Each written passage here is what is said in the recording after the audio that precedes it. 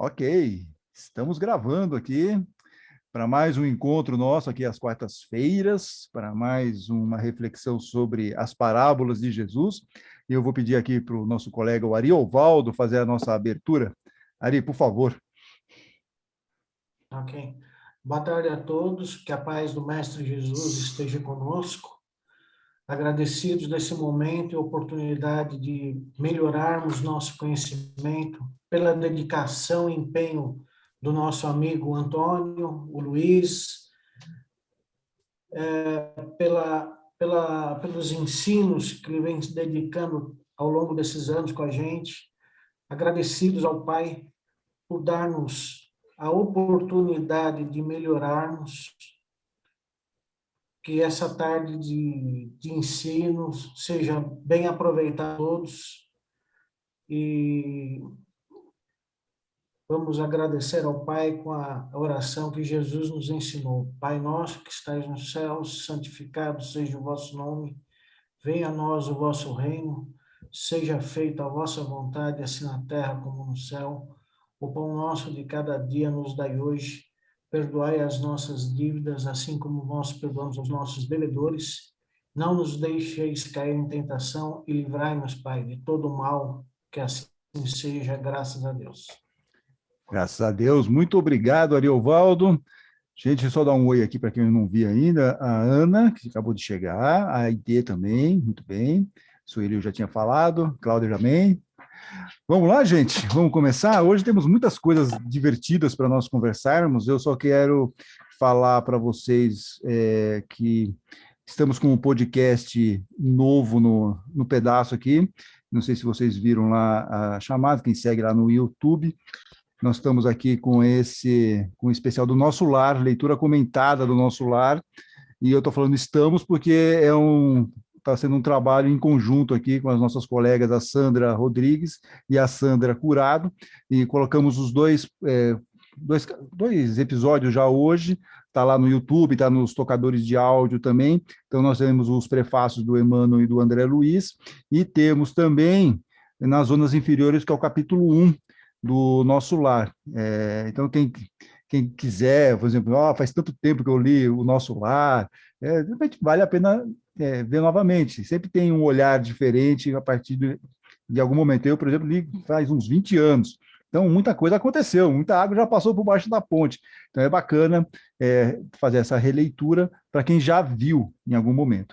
E tem aquelas pessoas que nunca viram, só viram o filme, então, de repente, ou acha muito difícil a linguagem, usa umas palavras um pouco difíceis, e nós estamos fazendo, então, estamos até ajudando nessa hora da leitura, porque nós vamos trocando, vamos dando o sinônimo de algumas palavras mais complicadas e fazemos comentários em cima de algumas passagens. Então, fica aqui o convite para vocês, espero que vocês gostem, compartilhem aí com os colegas espíritas, ou não espíritas, ou simpatizantes, porque eu acho que ficou um material bem bacana, e aí sempre agradecendo as Sandras, né, até para facilitar, para não ter que ficar lembrando qual é o nome, então, duas Sandras, pronto, a Curada e a Rodrigues aqui me ajudando lá nos comentários, então está bem eclético esse trabalho, e eu fico esperando aí o retorno de vocês também, se vocês gostaram, se vocês têm algum comentário, algum acréscimo, enfim, usem aí, usa o WhatsApp, usa lá nossas redes sociais, façam aí o comentário, porque eu acho que é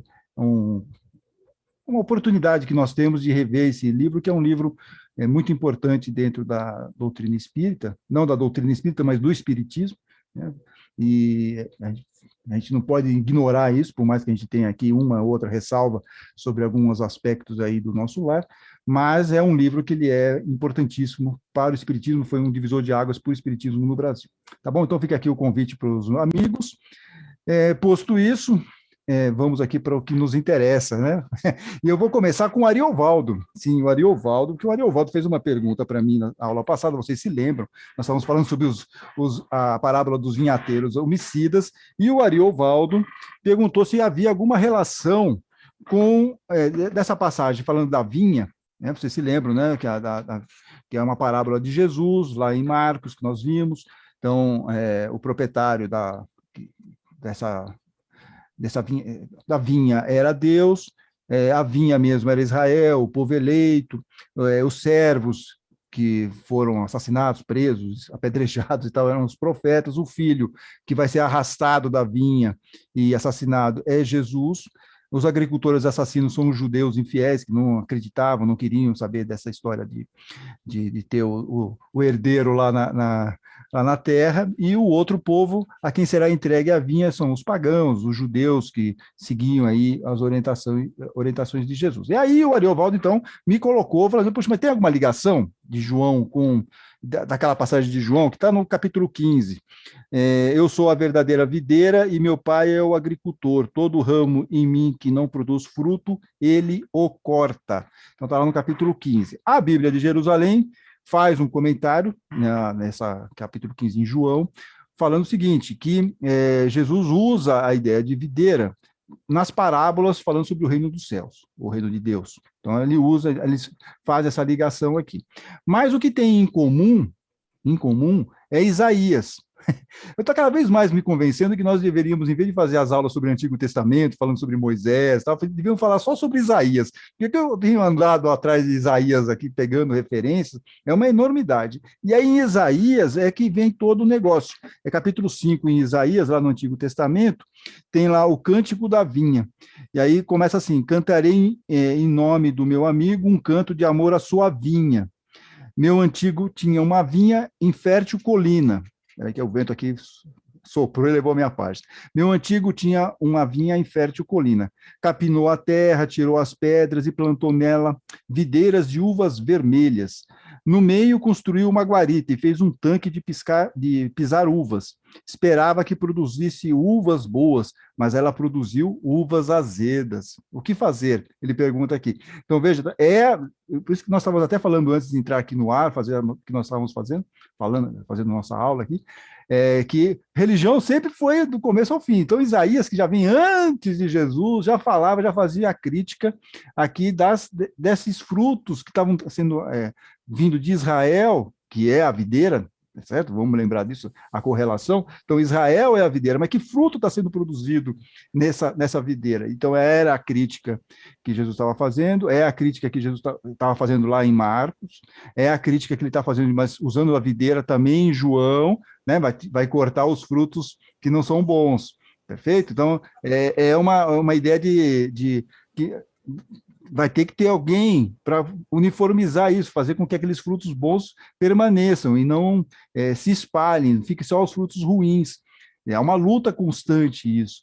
Então, desde a época lá de Isaías, já tinha essa discussão sobre a utilização correta da ideia da religião e se estava sendo adequada para aquele momento. Então, aí Jesus usa essa ideia da videira, João, então, vai usar também a ideia da videira, mas com um mesmo significado, mas de uma outra forma. Então, a videira sempre vai ser aí a ideia de Israel, a ideia de um povo que tem todas as oportunidades para seguir lá aqueles ensinamentos, mas está se recusando. E, obviamente, isso vai ter uma consequência. E é por isso que eu pedi para vocês darem uma olhadinha, fazer aquela comparação que eu sempre peço, e eu tinha esquecido, porque a pergunta olha, ele me fez essa pergunta e me fez uma outra colocação que eu ia falar, mas aí depois, que era a correlação dessa parábola dos vinhateiros assassinos em Mateus, lá com a parábola do bodas de casamento lá, né? E aí eu acabei não falando no final, mas tudo bem, tá tudo certo. Agora a gente fala hoje, porque tem uma pequena diferença, tanto no Evangelho de Mateus, quanto em Lucas, em relação a Marcos. E aí eu não sei se vocês chegaram a dar uma olhadinha, deixa eu dar só um oi aqui para a Liliane, que acabou de chegar também. Tudo bem, Liliane? E aí eu queria que você, se alguém, de repente, alguma alma caridosa, chegou a dar uma olhada nisso e reparou em alguma questão que tenha sido assim, de diferente, o que chamou a atenção, se comparar, por exemplo, o Marcos, que aqui está com lavradores rebeldes, vocês vejam que os nomes são ninguém se acerta, devia ter um ISO 9000 para esses nomes das parábolas, né? Então você tem agricultores assassinos, vinhateiros homicidas, lavradores rebeldes, olha quanta coisa, não é fácil. E aí, se alguém aqui reparou em alguma situação que vale a pena comentar, se quiserem, por favor, podem abrir o microfone e falar alguma coisinha. Se ninguém falar, eu falo, hein? Vocês sabem que aqui O animador cultural fala. Oi. Oi, Antônio. Fale. Oi. Oi. O que eu reparei, a única coisa que eu notei de diferente foi que o versículo 18 só tem um. Muito bem, deixa eu passar aqui. Versículo 18, perfeito. Em Lucas, Que é né? aquele, só tem em Lucas, que é aquele que diz, aquele Aquele que que cair cair. Uhum. a pedra vai se quebrar todo, e aquele sobre quem ela cair, ela o esmagará. Foi a única Perfeito. coisa que eu notei. Exatamente. E se você reparar aqui, tem vendo que em Mateus tem um 44 aqui. Então, a Bíblia de Jerusalém, ela também utiliza, isso quer dizer o seguinte, que o 44 é exatamente esse versículo 18, só que só que aqui eles tiraram, mas é a mesma, tem manuscritos, alguns manuscritos trazem, outros não, mas excelente observação. E por que será que Marcos não fala sobre isso? Por que será? O que está querendo dizer com isso? Porque aquele que cair sobre essa pedra vai se quebrar todo. Por que Lucas e Mateus falam isso e Marcos não fala? Né? Alguém gostaria de... A Regina apontou muito bem. Essa é uma diferença fundamental aqui nesses... Foi a única que eu achei. Exatamente. Então, vamos lá, gente. O que aconteceu? Olha, vamos lembrar o seguinte, Marcos deve ter escrito esse evangelho por volta de 65, e Mateus por volta de 75, e Lucas por volta de 80, 85. Então, veja que tem um período aí. O que pode ter acontecido? O que aconteceu nesse meio desse período entre Marcos e Mateus, que fez toda a diferença aí na história dos judeus? Vai, Ariovaldo, eu tenho certeza que você sabe, Ariovaldo. O que aconteceu no ano 70? E, por favor, ninguém me fale sobre Pompeia, tá? Ninguém me fale sobre Pompeia. Pompeia é 79. O que eu achei... Pompeia é 79. O que eu achei foi que essa parte dos manuscritos deve ter se perdido, então uma coisa muito aleatória, e que isso foi copiado de Lucas. Sim, não, tudo bem. Isso foi realmente, está certo. Está tudo bem. Isso não tem mistério. Mas eu só quero que vocês raciocinem, quer dizer, o que foi destruído? O que foi destruído? Quem que foi contra Jesus? Quem falou? O templo. O templo, perfeitamente, o templo, exatamente. O templo de Jerusalém foi destruído. Então, só que Marcos não tinha essa informação ainda, o autor de Marcos, né? Mateus e Lucas já viviam nesse ambiente da Jerusalém destruída.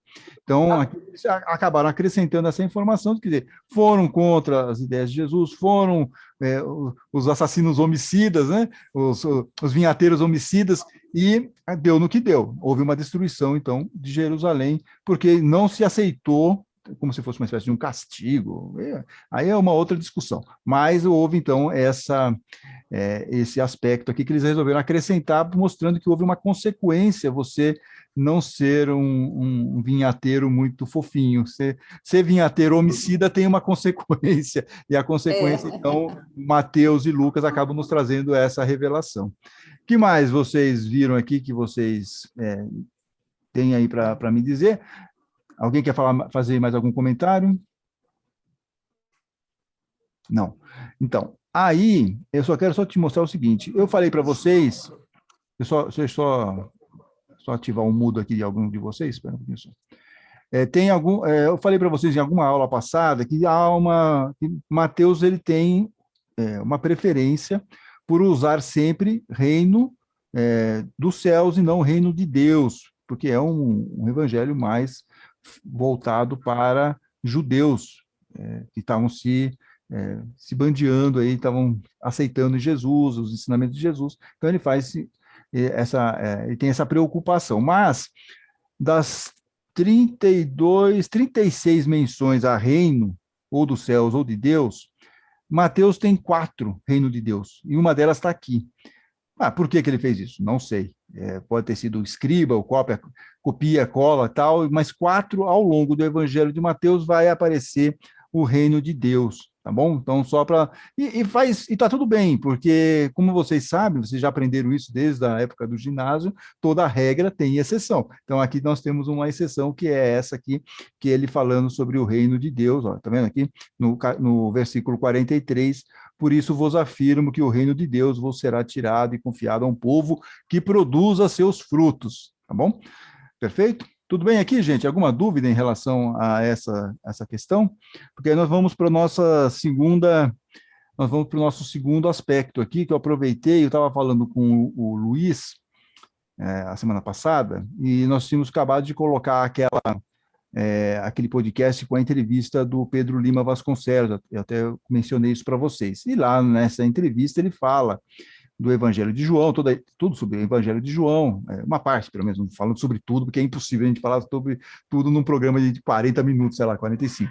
Mas tem um aspecto que ele fala lá no finalzinho de João, e é legal a gente falar de João, porque as parábolas nós vamos ficar muito centrados em Marcos, Mateus e Lucas, porque onde estão as parábolas? Nos evangelhos sinóticos. João a gente quase não vai falar nada. Mas tem uma ligação lá no final de João, naquela conversa de Jesus com Pedro. Não sei se vocês estão com o Evangelho aí, com a Bíblia. Então eu vou pedir para vocês abrirem lá no último capítulo de João, que é o capítulo é o 20 e 21. O versículo é a partir do 15, se eu não estiver cego aqui, 15.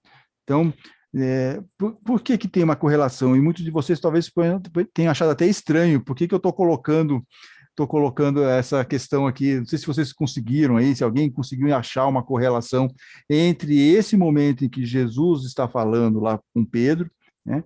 Eu vou até ler para vocês, enquanto vocês estão aí refletindo, achando aqui o versículo. Então ele fala o seguinte: depois de terem comido, Jesus disse a Simão Pedro: Simão, filho de João, você me ama mais do que estes outros? E aí Pedro respondeu: sim, Senhor, tu sabes que sou teu amigo. E aqui, só a Bíblia Pastoral usa essa tradução, tudo bem?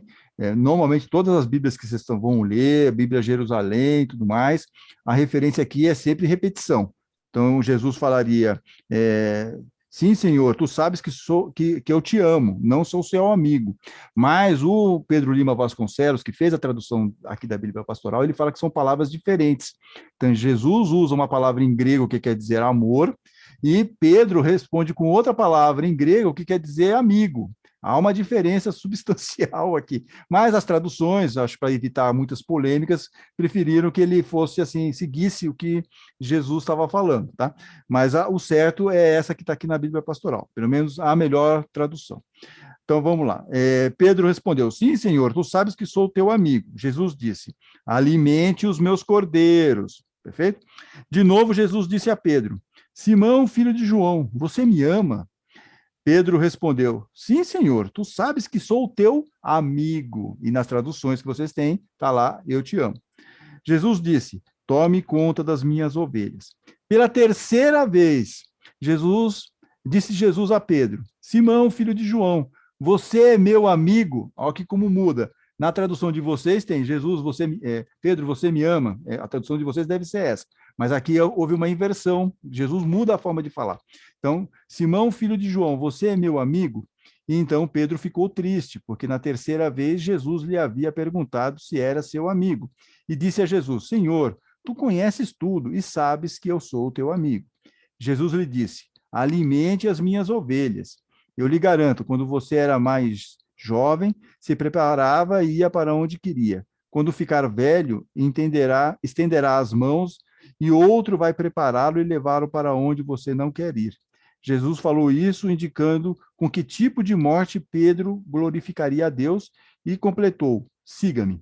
Bom, é só esse pedacinho aqui que eu queria realmente discutir com vocês, além dessa questão de amigo e amor, que, enfim, se vocês quiserem mais detalhes, tem lá nessa entrevista com o Pedro Lima Vasconcelos, lá no podcast, mas que mostra o seguinte, que Pedro não estava conseguindo atingir um nível que Jesus precisava que ele atingisse.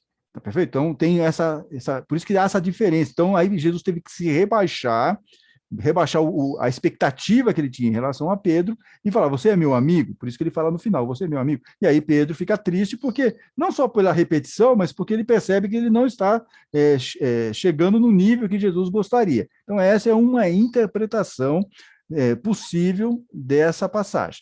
Mas o que me chama a atenção, e eu gostaria que vocês reparassem, ele está falando de cuidar das minhas ovelhas.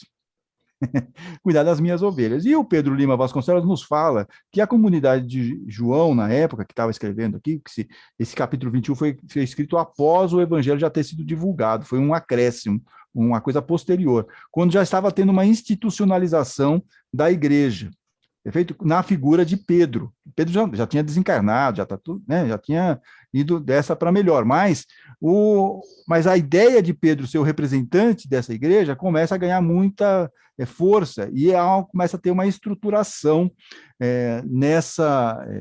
entre esses cristãos, e aí João, então, quem escreve esse capítulo 21, faz esse acréscimo chamando a atenção para a maneira como vão ser conduzidas essas ovelhas, ok? E a Bíblia Pastoral faz um comentário, quem tem a Bíblia Pastoral, ele faz um comentário aqui, que eu não sei se eu vou conseguir achar aqui, que agora eu já fechei onde eu estava, dizendo o seguinte, que a grande preocupação deles, dessa comunidade, era como seria se representar Jesus, tomar um cuidado para você não achar que você teria como herança aqueles primeiros cristãos, que ele seria dono daqueles cristãos. Olha só, perfeito?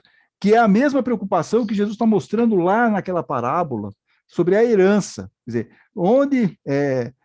quem vai ficar aqui como meu representante?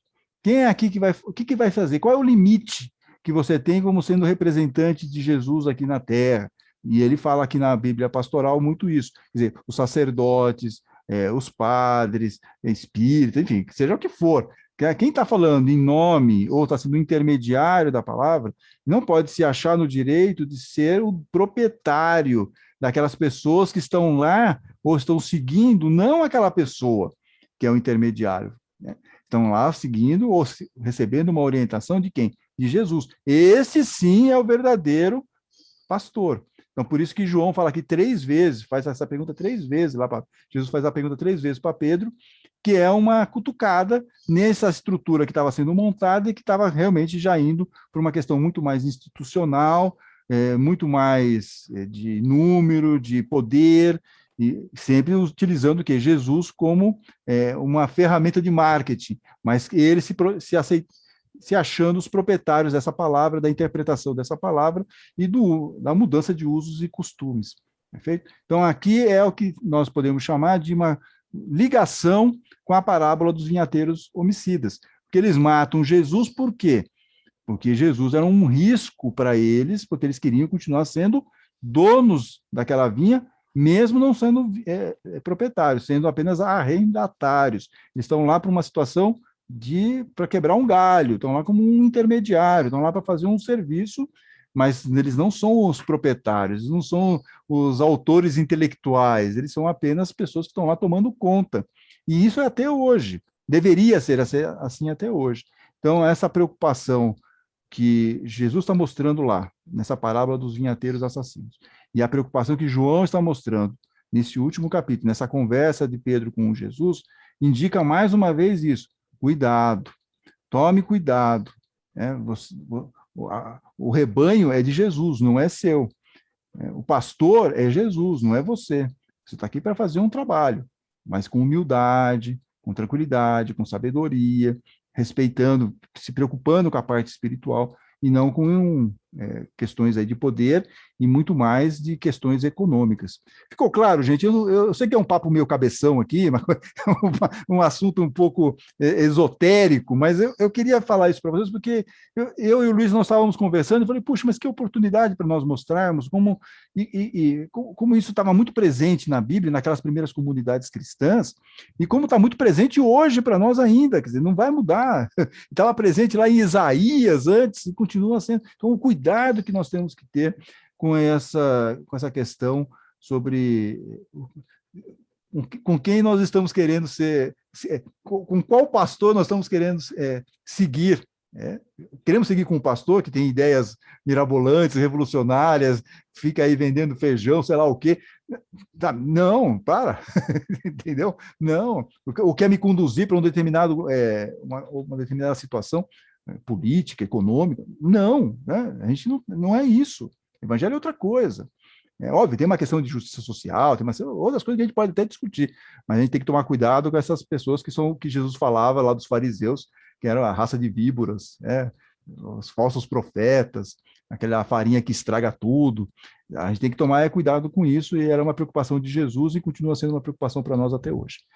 Vocês ficaram com dúvidas? Por favor, eu estou vendo a carinha de vocês aqui, isso está me deixando um pouco abalado psicologicamente, minha psicosfera está mudando. Estou achando que vocês não estão entendendo nada e que vocês estão achando que eu estou ficando louco e babando aqui no microfone. Falem algo para ver se realmente está tudo bem.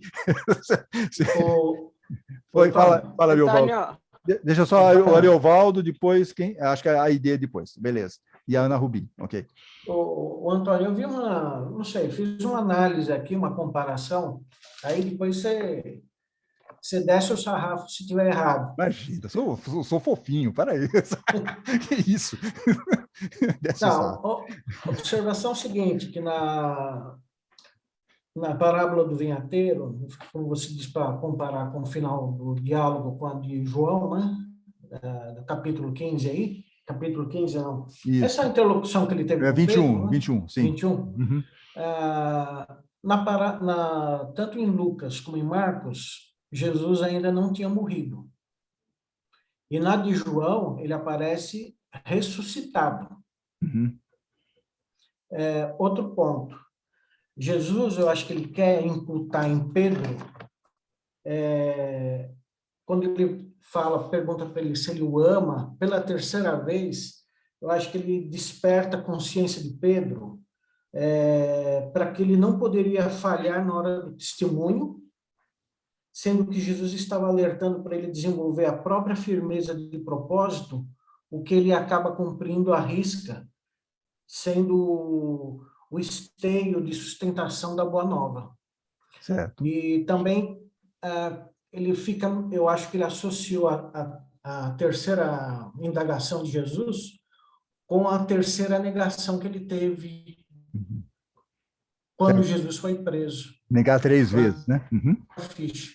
Perfeito. Pode ser também, pode ser. Vezes, como eu falo para vocês, a interpretação ela é muito vasta, muito vasta.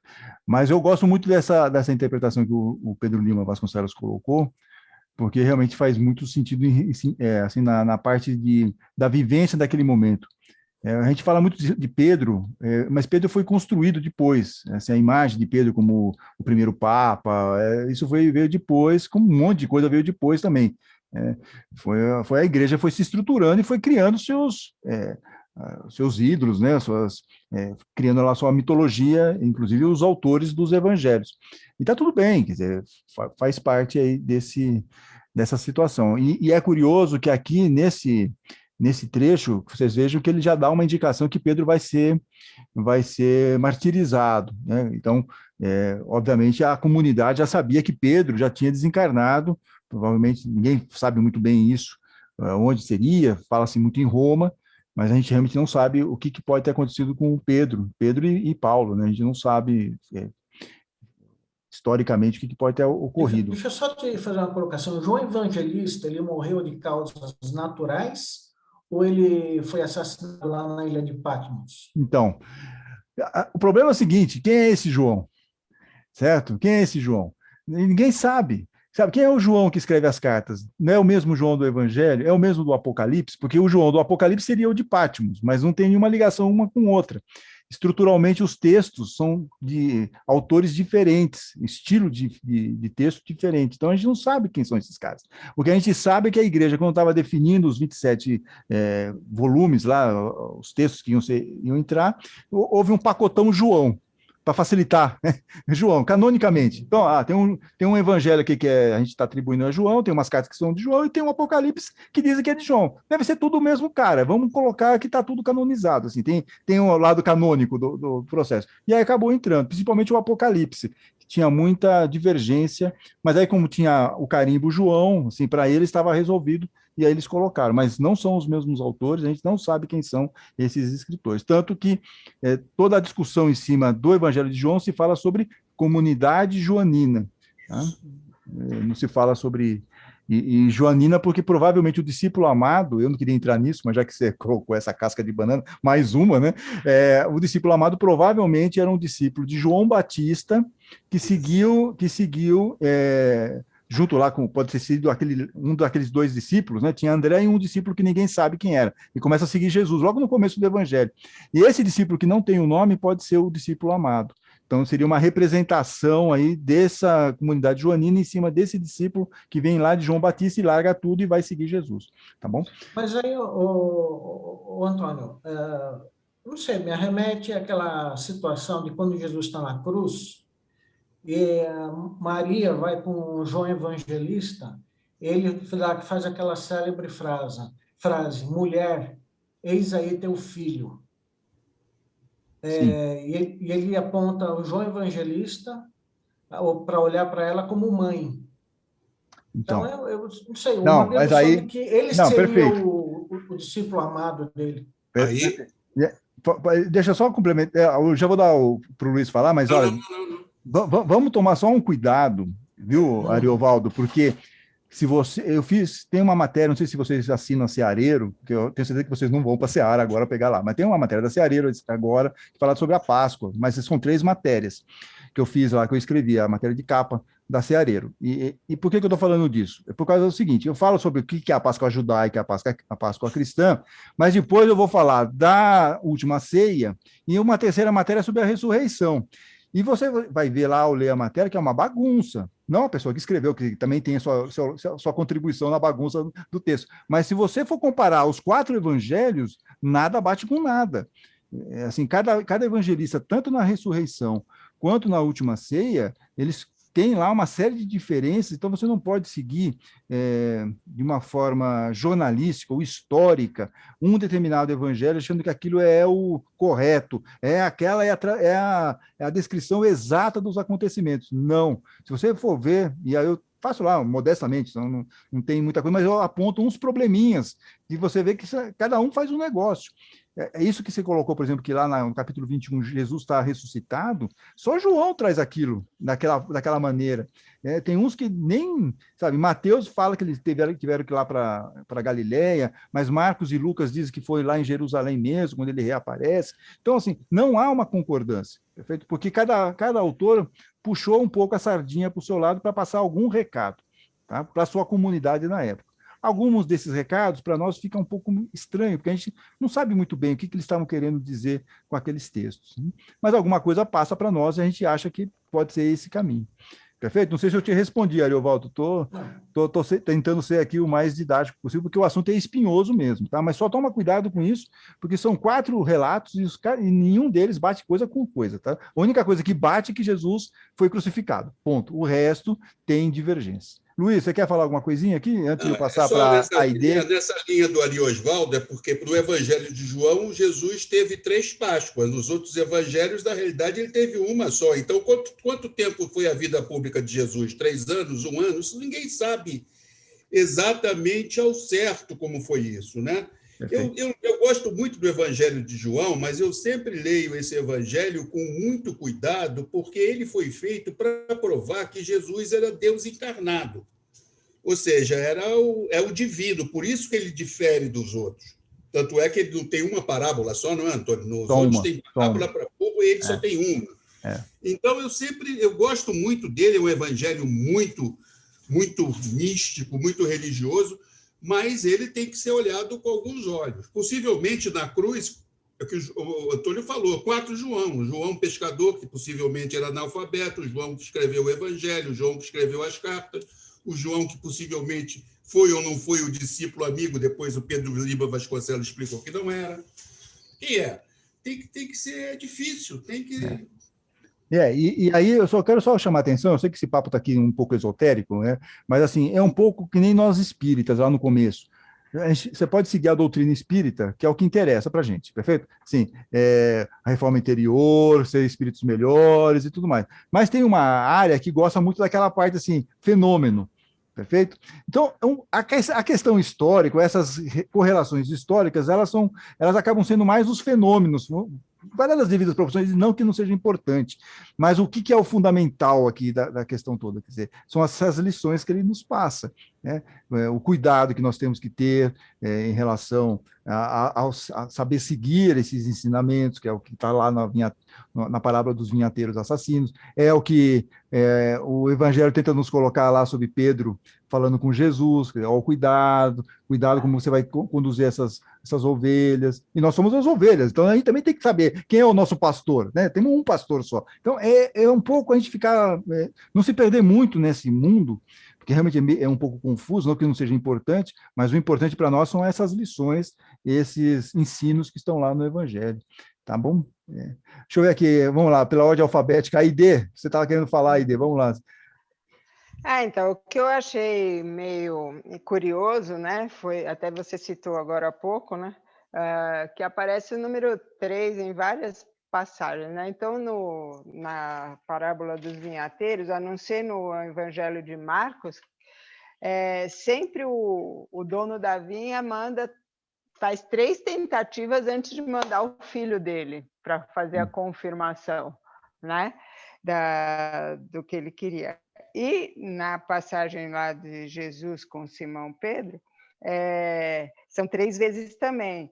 E aí eu fui pesquisar o que era o número 3, né, nas passagens bíblicas, eles dizem que é a compreensão na totalidade, né, do que é a palavra de Deus. Então, a pessoa manda 3 vezes para confirmar se é aquilo mesmo, antes de mandar o filho para mostrar a verdade. Depois, Jesus cobrando de Simão Pedro 3 vezes, o que já tinha acontecido dele negar Jesus 3 vezes. Então, quando ele chega a falar, é porque já deveria ter sido compreendida a lição, né? Então, eu achei interessante isso, essa constância do número 3 nas passagens aqui. Sim, e vai ter bastante isso. Não, vai ter. A gente só tem que tomar um pouco de cuidado com a numerologia, porque senão vai para a cabala, vai achar que fica lá um pequeno inferno nisso, e às vezes as coisas são mais simples. Então, quando você vai ver, por exemplo, o número 12, acho que até nós já conversamos aqui, acho que ano passado, que era a mulher hemorrágica, ela estava há quanto tempo com a hemorragia? 12 anos. Não era 10, não era 9, não era 8, não era 15, nada, era 12. Por que ele está falando de 12? Por que ele está falando da mulher hemorrágica? O 12 são as 12 tribos de Israel. Perfeito? Então, ele estava mostrando que naquele momento Israel estava doente, estava com sangramento, não estava bem. E aí, quando ela encosta a mão, ela faz questão de encostar a mão em Jesus, aí ela sara. Então, é uma maneira simbólica de você mostrar que Israel só ia ser uma nação melhor, um povo melhor, quando realmente aceitasse e entrasse com fé nos ensinamentos de Jesus, e acreditasse em Jesus. Então, a gente tem que tomar muito cuidado, mas essa sua correlação também é bacana. Tem também a questão de Paulo, por exemplo, Paulo quando fica cego 3 dias também, mas lá não tem tanto a ver com 3, me parece, é mais pelo jejum. Ele fica 3 dias lá em penitência, para poder, então, se refletir sobre aquela situação toda que ele viveu. Isso só está lá em Atos dos Apóstolos. Aí vem lá Ananias e faz ele enxergar novamente. Mas legal a ideia, bacana. É bom trazer essa questão dos números, porque realmente ele vai permeando aí um pouco o evangelho, e é uma característica do judaísmo, pela cabala. Quem mais quer falar? Ana Rubim, você quer falar alguma coisinha, Ana Rubim? Vamos lá, Ana Rubim ligando o microfone, ok? Não, eu só ia complementar justamente que nos textos de João, né, ele sempre coloca o alerta que Jesus dava, né? Não só nessa passagem, como aqui na passagem de João 10, onde ele coloca: o ladrão vem só para roubar, matar e destruir. Eu vim para que tenham vida e a tenham em abundância. Então, ele sempre coloca um alerta. João sempre coloca Jesus dando um alerta para todos, né? Só queria, era mais para complementar isso, perfeito. Né? Que eu achei. Não, exato, e principalmente nesse final, quando ele reaparece, nos 4 evangelhos, você pode até ter isso um pouco como as últimas recomendações do mestre, é quando ele ressurge. Então, as orientações são as mais díspares possíveis, mas são últimos recados que ele dá, porque depois ele vai para o céu. Lucas até fala, né? Ele vai para uma nuvem e tudo mais. Então é isso, são os últimos recados. Vocês estão agora por conta própria, resolvam. Não me venham com chorumelas. Né? Quem mais quer falar alguma coisinha sobre isso? Luiz, vamos lá, Luiz, vamos lá. Eu só complementando a ideia, com relação ao 3, o 3 é um daqueles números mágicos, né? Os 3 está ligado sempre às trindades. Osíris, Íris e Horus, Vishnu, Shiva e Brahmani, depois o Pai, o Filho e o Espírito Santo, e até na doutrina espírita, Deus, Espírito e Matéria. A trindade os 3, depois junta com o 4, dos 4 elementos, e forma um outro número mágico, que é o 7. Né? Mas isso aí é cabala, não é aula de educação evangélica. Né? Mas os números têm muito simbolismo. Por que 12 apóstolos? Por causa da 12 tribos. Por que não 13, 11, 14, na medida que eram 72? E a gente tem que tomar muito cuidado com isso que ele está falando, porque você pode fazer 1000 ilações muito doidas aí, e a gente tem que tomar cuidado. Agora, quando tem 12, não tem erro. Se apareceu 12, já acende uma luzinha amarela. Tem alguma coisa que eles estão querendo passar para nós em relação a Israel, alguma coisa que está nesse mundo judaico aí, que eles estão querendo mostrar para nós que tem uma referência às 12 tribos. Exatamente. E 72 é múltiplo de 12, não se esqueçam isso. Exatamente. E são 72 discípulos que Jesus vai mandar percorrer aí, né, em duplinha, para espalhar a boa nova. Mas legal, olha só, hein, gente? Vocês estão todos afiadinhos hoje aqui, né? É isso. Quem mais? Vocês têm mais alguma coisa? Alguém viu mais alguma coisinha aqui desse pedaço? Em Mateus, nessa parábola dos vinhateiros assassinos, a estrutura é a mesma. Não sei se vocês chegaram a dar uma olhada. Cadê aqui? Ele usa, no 21, a entrada messiânica de Jesus em Jerusalém, igualzinho Marcos. Assim, a mesma ideia. Jesus chega em Jerusalém, no dia seguinte ele vai lá e expulsa os vendedores do templo, começam as discussões com os sacerdotes, escribas, começa lá, né? Começa toda aquela situação de conflito. E a única diferença que já o nosso amigo Ariovaldo aqui já tinha nos apontado é que logo depois da parábola dos vinhateiros homicidas vem a parábola do banquete nupcial, que só está lá em Mateus, tem um pedacinho em Lucas, mas ele muda um pouco aí o contexto, tem uma diferença de Lucas em relação a Mateus. Mas tem a parábola do banquete nupcial, que é aquele da veste, que você tem que você está sendo convidado, está todo mundo sendo convidado para a festa. Ele primeiro convida, faz alguns convidados VIP. Os convidados VIPs, obviamente, ignoram que são os judeus, eles ignoram aquele banquete. O filho vai casar com quem? Com a humanidade, somos nós.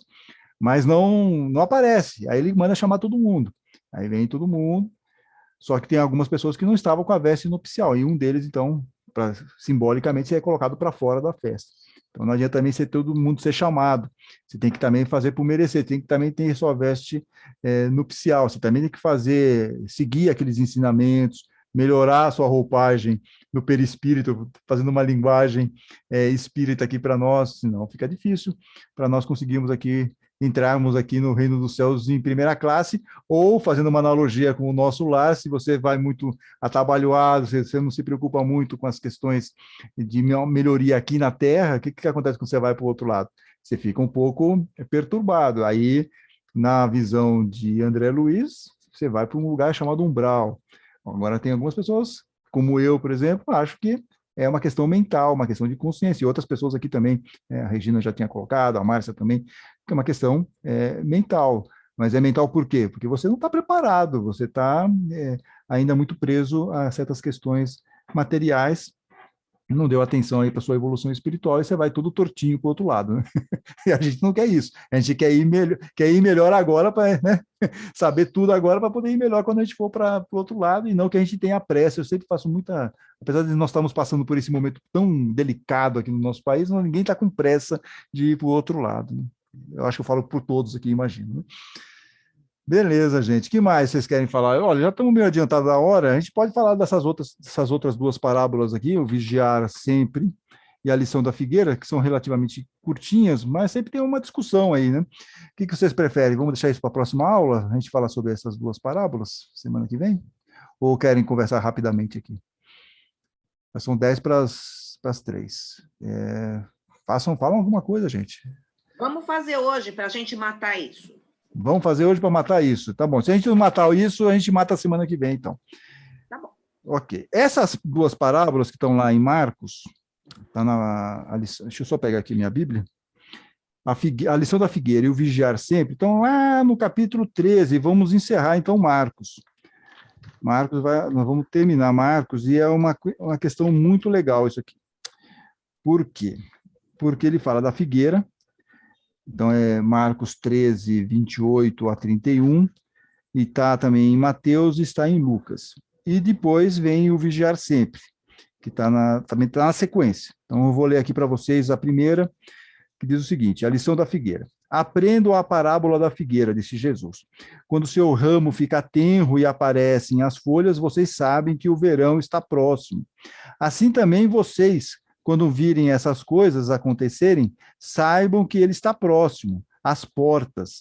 Eu lhes garanto, essa geração não passará antes que todas essas coisas aconteçam. O céu e a terra passarão, mas as minhas palavras, disse Jesus, não passarão. Então, isso aqui é a lição da figueira. Na sequência, vem o vigiar sempre, que diz o seguinte: ninguém sabe nada a respeito ninguém sabe nada a respeito daquele dia e hora, nem os anjos no céu, nem o Filho, mas somente o Pai. Fiquem atentos e vigiem, porque vocês não sabem quando será o momento. Será como um homem que partiu de viagem, deixou sua casa, deu autoridade para seus servos, distribuiu a cada um sua responsabilidade e ordenou ao porteiro que vigiasse. Portanto, estejam vigilantes, porque vocês não sabem quando o senhor da casa vai voltar, à tarde, à meia-noite, ao canto do galo ou de manhã, que ele vindo de repente não os encontre dormindo. O que digo a vocês, digo a todos: estejam vigilantes. E aí, turma? O que parece isso aqui para vocês, hein? Quem quer começar aqui? É bem diferente isso aqui, hein? Isso aqui é uma outra discussão, e isso é ótimo, porque a gente não fica sempre na mesma situação. Sempre tem assuntos diferentes aqui que Jesus vai abordando para nós. Antônio, seria a morte? Você está preparado para ir para o mundo espiritual? Não sei. Sim, porque se você pensar no orar e vigiar... Estejam vigilantes. Sim, tudo bem, pode ser. Pode ser. Para nós, espíritas, podemos ter essa interpretação. Mas ele estava falando dentro de um outro contexto da época, que é a ideia, que é a ideia de Jesus vai voltar, certo? Acho que todos vocês, é um conceito bacana esse, né? O tal do espírito da verdade, ou a parousia, que eles chamam. Para nós espíritas, o espírito da verdade já veio, já deu a sua orientação lá com Kardec, orientou Kardec no trabalho, que seria a terceira revelação. Então, para nós está tudo bem. Tem essa questão, mas somos espíritas. E lá na época, somos espíritas, estamos aqui em 2021, mas para aquelas pessoas, aquelas comunidades cristãs que estavam lá naquele começo, né, não estou falando, tudo bem, aqui para nós já tem uma revelação, mas tem outras denominações religiosas cristãs que seguem a mesma história. Jesus vai voltar um dia, né? Tem aqueles lá, tem os adventistas que esperam lá a volta, não é? Tem tudo isso, está tudo bem, não tem galho, não há nenhuma divergência em relação a isso, mas a discussão é essa aqui, quer dizer, ele volta, quando ele volta? Quando volta esse espírito da verdade, ou essa parousia, quando acontece isso? Então, é uma discussão muito curiosa aqui, mas se vocês quiserem falar mais alguma coisinha, falem aí o que vocês descobriram. Bom, eu não sei, mas todas as parábolas ele fala videiras, oliveiras, figueiras. Sim. São todas as pessoas, né, que estão naquele mundo, né, que deveriam frutificar. E Jesus, ele não fazia nada contra a sua essência, que era uma essência de amor, né? E o objetivo dele era aquele amor ao próximo.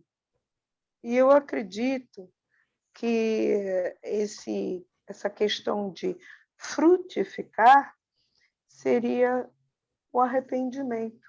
Uhum.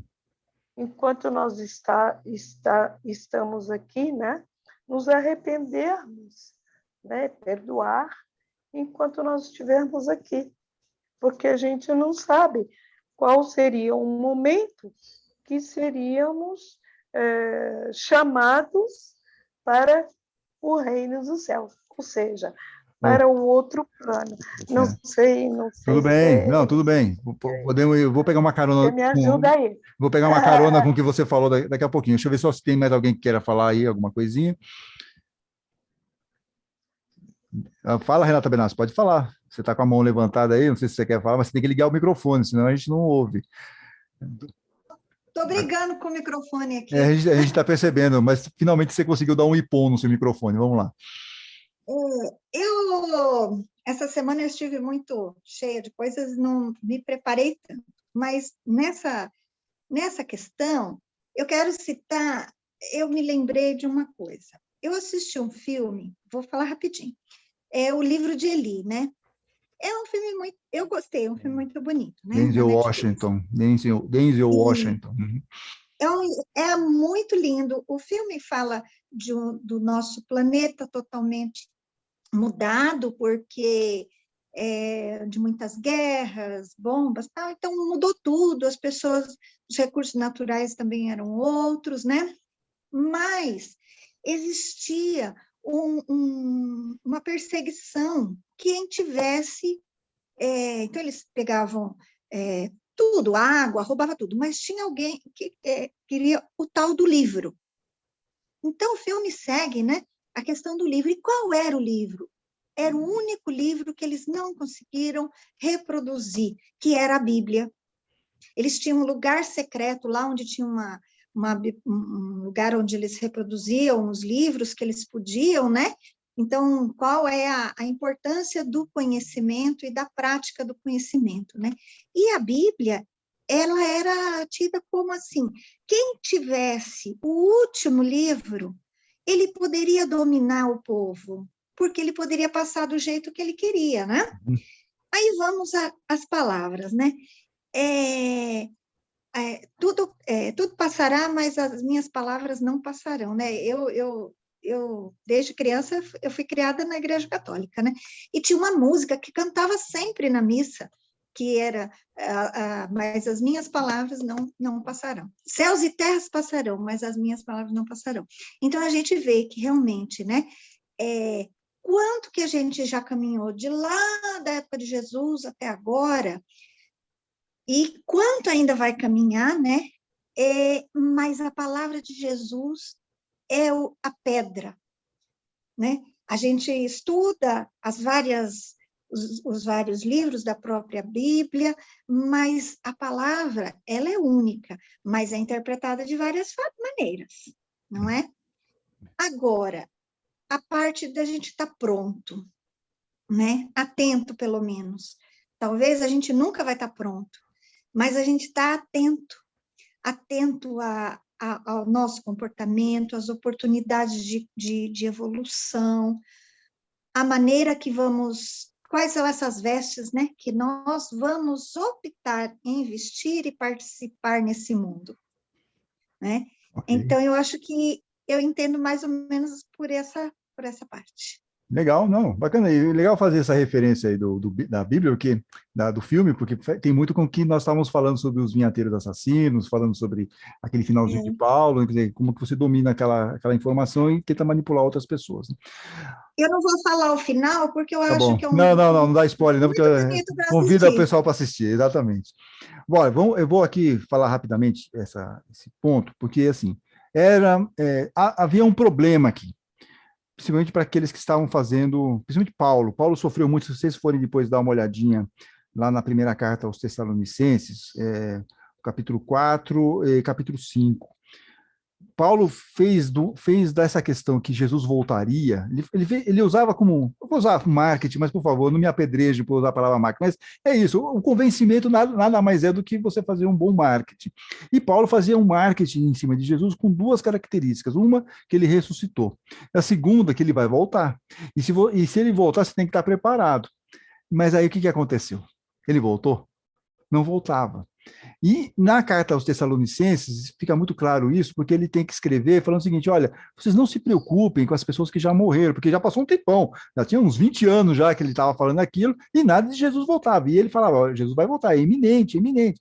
E as pessoas estavam morrendo. E para onde estavam indo essas pessoas? Né? Ficava todo mundo triste, poxa, morreu um parente, morreu um amigo, será que ele não vai ter a salvação? Tinha muito essa questão que acabou indo também um pouco para o lado dos evangelhos. Então, por isso que está aqui essa discussão sobre a volta de Jesus. Quando que volta Jesus? Não sei.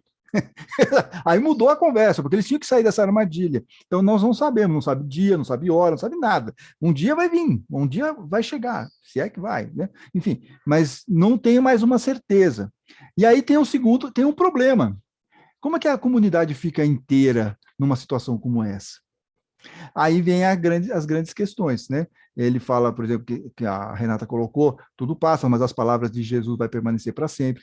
Então, as palavras de Jesus, elas são um guia para a comunidade diante das dificuldades do mundo. Você está sozinho, não tem Jesus lá, não tem nada para te ajudar, uma pessoa de carne e osso, vindo numa carruagem e tal, com o seu exército, aquela história, não tem. Mas as palavras dele podem nos dar um alento ou nos dar um norte naqueles momentos mais de dificuldades. Isso está lá na Bíblia Pastoral como uma das possibilidades. A Bíblia de Jerusalém diz também que, quando ele fala lá, em verdade vos digo que essa geração não passará sem que tudo isso aconteça, está mais para o lado simbólico, é uma afirmação que diz mais respeito à ruína de Jerusalém. Olha novamente a história da destruição de Jerusalém. Então, essa afirmação diz respeito à ruína de Jerusalém e não a um fim do mundo, ou de repente a uma volta de Jesus. Então, isso está lá na Bíblia de Jerusalém, não em Marcos, mas em Mateus, nessa passagem que está lá em Mateus, no item G, caso vocês queiram. Mas se nós precisamos, veja só, se as palavras de Jesus nos guiam, o que nós temos que fazer, então? Ficar vigilantes.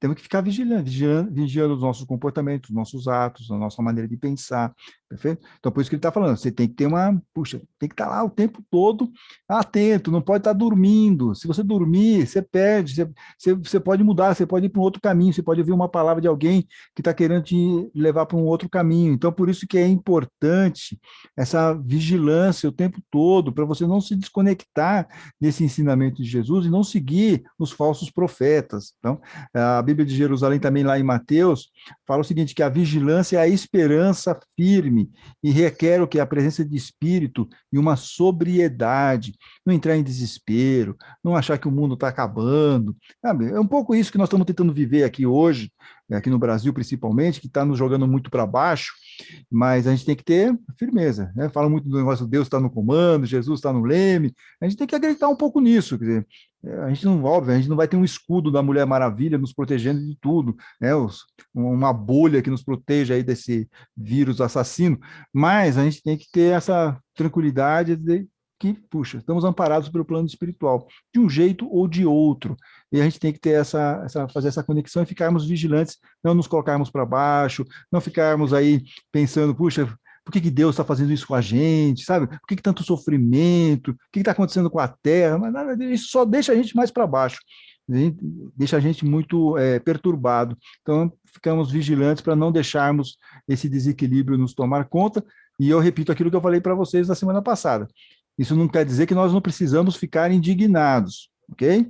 A indignação, ela nos move, ela é importante, que não pode a gente se jogar para baixo totalmente, né? Ir lá para o nível pré-sal, do ódio, da raiva, aquela coisa descontrolada, a gente tem que tomar esse cuidado, mas a indignação, ela faz parte, mas a gente tem que só tomar esse cuidado para não ficarmos aí totalmente perdidos nesse mundo, que é um mundo realmente muito desafiador, era na época aqui dos evangelistas, continua sendo para nós hoje, por outros meios, por outras circunstâncias, mas continua sendo tão desafiador quanto. Alguém quer fazer algum outro tipo de comentário sobre isso? Já falei demais, vocês já estão cansados de mim aqui falando que nem um papagaio, né? Quem quer falar? Quem quer falar? Eu vi alguém falando alguma coisinha aqui. Não? Ninguém? Bom, se ninguém quer falar mais nada, se o Luiz não quer falar mais, fazer um último comentário. Não, a Aide quer falar. Ah, Aide, vamos lá, Aide. Só falar uma coisa. Salva a lavoura aqui, vamos lá. Não, sobre o que você acabou de falar, sobre ficar indignado, eu passei uma situação bem constrangedora num processo que eu movi contra a minha vizinha de cima, lá por causa de um vazamento, etc. e tal. Quando nós chegamos no tribunal, a juíza falou lá umas bobagens e eu fiz assim, ela falou assim, a senhora está rindo? Eu falei, não estou rindo, eu estou indignada com o que está acontecendo aqui. Ela falou, a senhora pode se indignar o quanto quiser, mas não pode rir. Então, quer dizer, essa questão da indignação, a gente tem que tomar muito cuidado com a maneira como a gente reage. A gente tem tudo a ver com o que você falou agora, porque eu, na verdade, eu não estava rindo, eu estava indignada, eu estava possessa, para não falar outra coisa. Mas ela tomou como se eu estivesse rindo da situação, que eu não estava possessa, e é isso mesmo. Eu aprendi que sempre que eu estiver em alguma situação que eu estou indignada, é melhor eu não reagir, porque eu não sei o que as outras pessoas, como as outras pessoas vão interpretar essa nossa reação, né? Então tem que parar, pensar, vigiar, para depois poder tomar alguma atitude. Porque a outra pessoa pode achar que você está chamando para o tatame, né? Fazendo uma analogia judô aqui, pode estar achando que você está chamando ela para um combate. Então tem que tomar cuidado realmente, mas a indignação ela faz parte. Nessa hora, a máscara dá uma que boa ela ajuda. fez foi outra, né? Como é que é, Ana? Ana falou alguma coisinha aqui. Ana, repete aí, por favor. Eu falei que a leitura, muitas vezes, que a pessoa faz de gestos e atitudes, muitas vezes são outras. O corpo entendeu? fala, né? As pessoas entendem de outro jeito. Então, a gente, às vezes, se vê em maus lençóis por estar com uma expressão que não condiz com o que você está pensando. Perfeito. Entendeu? Ou condiz, não sei, entendeu? Porque tudo, qualquer gesto que a gente faz, o outro faz uma leitura. Entendeu? No final de contas, tudo que você olha no mundo, você faz uma leitura. Deixa eu só terminar com a Ana Cristina, queria falar alguma coisinha, e na sequência o Luiz. Vamos lá. Eu falei que nessas horas a máscara ajuda muito. Muito, ajuda. A máscara, exatamente, ajuda. Facilita, né? Vai, Luiz, vamos lá. Mas os olhos não disfarçam, os olhos são curiosos. Aide, em outra vida, dentro dessa vida, eu fui advogado e lidei muito com juízes. Você acabou de ver o da juíza um ataque de uma doença muito comum no juízes brasileiro, chama-se juizite. Juizite é uma doença que o juiz, quando ele é inseguro, ele vai pela prepotência. Por isso que no meio jurídico é uma piada, inclusive, que eu dizia para eles, que eu dei aula para eles muitos anos, na Escola Paulista de Magistratura. Você sabe qual é a diferença entre juiz e Deus? É que Deus tem absoluta certeza que não é juiz. A recíproca não é verdadeira, tá certo? Okay. Então, você viu isso. Portanto, sempre com máscara. E o Luiz está querendo que, do jeito que a coisa está aqui no nosso país, daqui a pouco a gente vai tudo ser enquadrado na Lei de Segurança Nacional aqui, por causa desse comentário do Luiz, né? Porque você sabe que a gente não pode brigar com pessoas de saia, né? Vocês estão ligados nisso. Tudo bem, gente, tudo bem. Cuidado com a indignação, cuidado. Muito bom. A próxima vez que eu me indignar, vou ficar assim. Vai engolir a indignação, vai fazer mal, vai dar gastrite.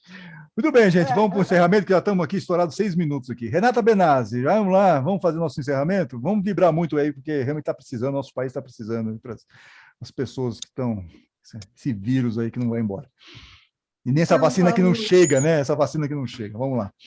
Vai chegar, vai chegar. Deixa eu só agradecer as vibrações para todo mundo, tá? Que é aquele que a gente pôs no grupo lá, é uma família muito querida e eles realmente estão passando por uma situação muito delicado. Obrigada, gente. Legal, Aide. Vamos lá, Renata. Então, vamos nos acalmando, vamos nos concentrando, vamos agradecendo ao Mestre Jesus por essa tarde tão maravilhosa de conhecimento, e que esses conhecimentos estejam clareando nossas mentes, nossos corações, durante toda a semana também. E assim vamos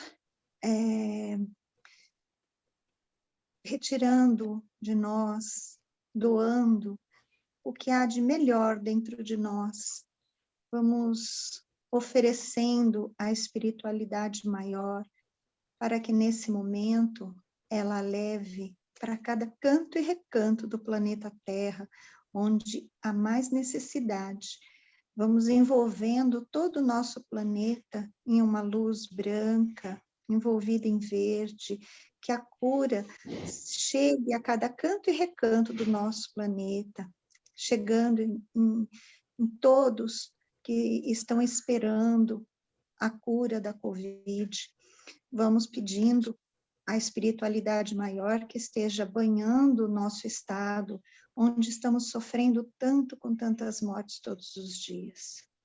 Vamos envolvendo também em luz todas as pessoas que estão necessitadas de vibração, que estão no grupo, na lista de cada um, nos conhecidos de cada um, parentes, todas as pessoas que cada um de nós temos em mente em nossos corações, vibrando a saúde, a cura, e vamos vibrar aos nossos governantes também, para que a luz divina entre nos seus corações, para que essa vacina chegue a todos nós. Agradecidos por tudo que recebemos, doando muito amor à espiritualidade, vamos pedindo espiritualidade que semana que vem estejamos aqui com todos fortes e felizes para a nossa próxima reflexão. E assim vamos encerrando esta aula cheia de amor, com a oração que nosso mestre trouxe quando veio à Terra. Pai nosso que estais nos céus, santificado seja o vosso nome. Venha a nós o vosso reino, seja feita a vossa vontade, assim na terra como no céu. O pão nosso de cada dia nos dai hoje. Perdoai as nossas ofensas, assim como perdoamos a quem nos tem ofendido. E não nos deixeis cair em tentação, mas livrai-nos, Pai, de todo o mal, que assim seja. Graças a Deus. Graças a Deus, muito obrigado, Renata, obrigado a todos vocês. Semana que vem, então, hoje nós terminamos Marcos, parábolas de Marcos, semana que vem vamos começar parábolas em Mateus, depois eu passo a programação para vocês, tá bom? Então é isso, gente, até a semana que vem, se Deus quiser. Tchau e obrigado aí. Tchau, gente. Obrigado, Antônio.